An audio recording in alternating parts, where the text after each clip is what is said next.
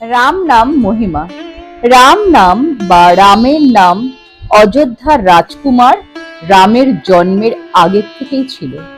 এটি একটি পবিত্র কম্পন যা আনন্দে পূর্ণ এবং মনকে নিয়ন্ত্রণ করার এবং মানুষকে তার আসল ঐশ্বরিক প্রকৃতিতে ফিরিয়ে আনার ক্ষমতা রাখে।